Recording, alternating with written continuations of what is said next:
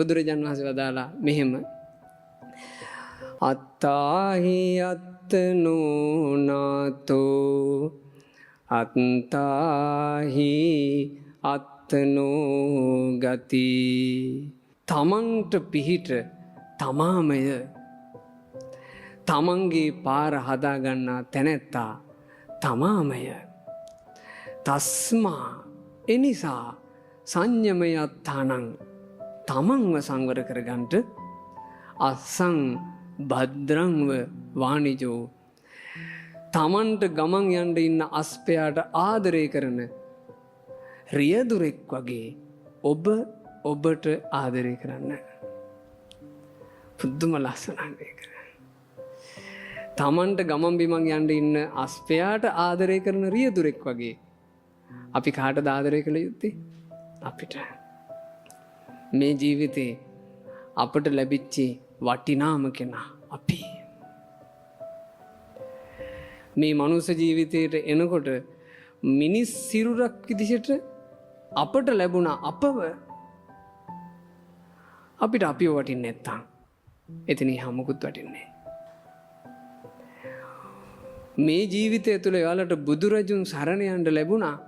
බුදුරජුන් සරණ යාම පිණිස ඔයාලට ලැබිච්ච ජීවිතේ ඔයාලට කොච්චර වටින්න ඕනද?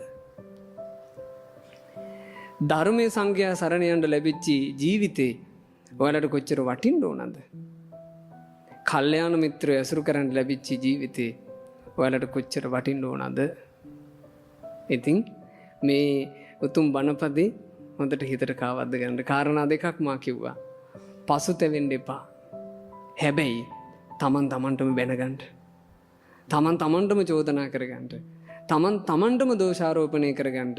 අනාගතයේ දවසක තමන්ගේ අඩුපාඩු වැරදි දොස් අනුන්ට පෙන්වන්න නැති වෙන්න. ඔයාලා කල්යල් ඇතුව මේවා දැකලා අඩුපාඩු දොස් වැරදි ඔක්කොම හදාගෙන අනාගතයට යන්න.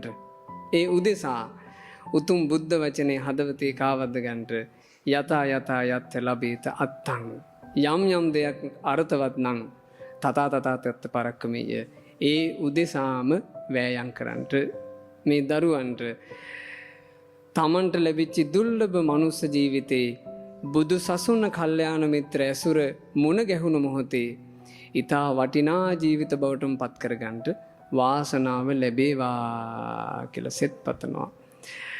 මේ උතුම් දහම් කතාව ශ්‍රවණය කළ පින දහම් සුව වින්ද පින අපි හැම දිනාටත් ඉක්මනින්ම චතුරාර්ය සත්‍ය අවබෝධ කරගන්නට හේතු උපකාර වෙත්වා. සාදු සාදු සාදු.